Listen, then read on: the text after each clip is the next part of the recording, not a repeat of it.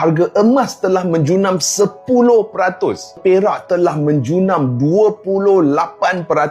Adakah kita semua bersedia? Adakah kita semua bersedia? Apa persediaan yang kita semua buat? That's why I selalu kata, guys, kalau boleh, tolong diversify atau tolong mempelbagaikan kita punya pelaburan. Walaupun harga perak telah menjunam 30% dalam satu hari. Memang saya make loss. Memang I make loss. Tetapi kalau kita mempelbagaikan aset-aset kita, apa yang akan berlaku adalah portfolio kita tak akan rugi teruk lah dengan teruknya lah basically.